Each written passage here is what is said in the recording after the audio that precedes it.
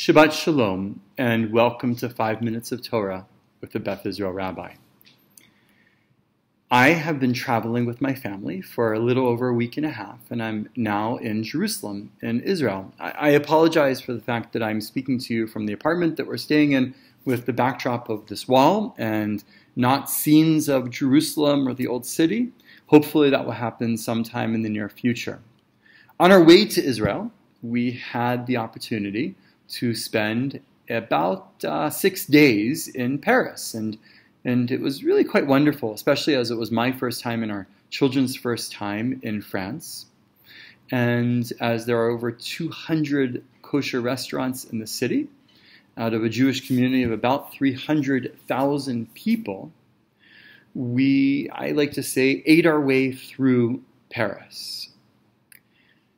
On Shabbat, we spent the morning at one of our two sister conservative synagogues in Paris, and were very well warmly received. And even the rabbi and his wife invited us over to their home for Shabbat lunch, which was quite nice of them. And the Hachnasat Orchim, the performance of the mitzvah of welcoming guests, was very well received by us, and we really greatly appreciate it. On Friday nights, we went to a synagogue that is many decades old and is dedicated to Ashkenazi rite, and is actually one of the few Ashkenazi synagogues in Paris, as most of the Jews at this point are Sephardim, who actually came mostly from North Africa, as most of the Ashkenazi Jewish community was killed in the Shoah, in the Holocaust. And actually this Ashkenazi synagogue has dedicated itself to memory and to the teaching of the Jews who were killed in the Holocaust. And in fact, when you walk into the synagogue at first, there is unfortunately, a very large and thick book with the names of all of the Jews who were deported and killed in the camps by the Nazis, who are from France. You may remember that my mother was actually born in Zweibrücken, Germany, which is only 8 kilometers from the French border. And she and her parents were lucky enough to be able to escape from Germany in 1938. But her great-grandparents, Jenny and Moritz Jean, were not so lucky. My great-grandparents, were not able to escape, and they perished in the camps. Jenny, Jean, is actually the person for whom we named Yair, our son.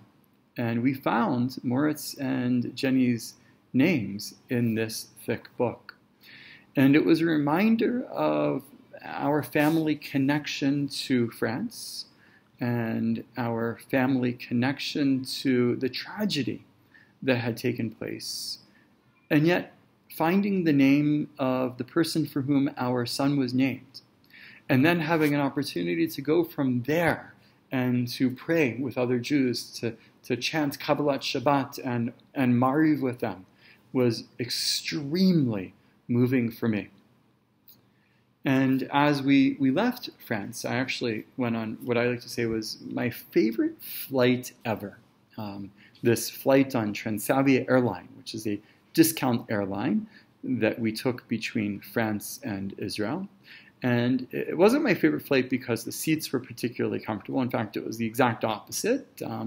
And we weren't upgraded to business class or anything like that. In fact, there is no business class on this discount airline. It was my favorite flight ever because I really felt at home. It was family.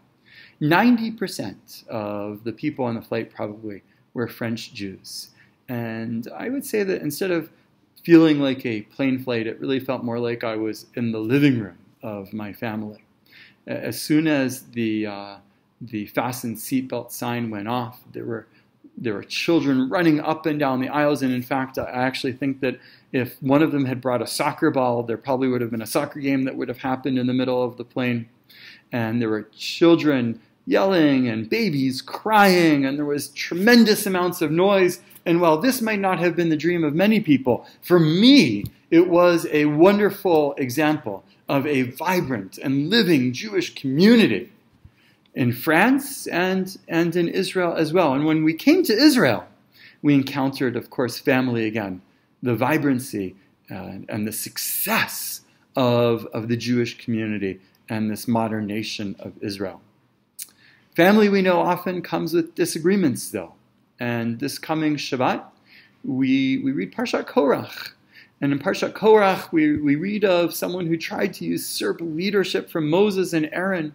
And the rabbis tell us in Mishnah Pirkei Avot that Korach disagreed with Moses and Aaron not because of L'Shem Shamayim, not because of for the sake of something that was a disagreement for the sake of heaven, but because he wanted all of the glory for himself.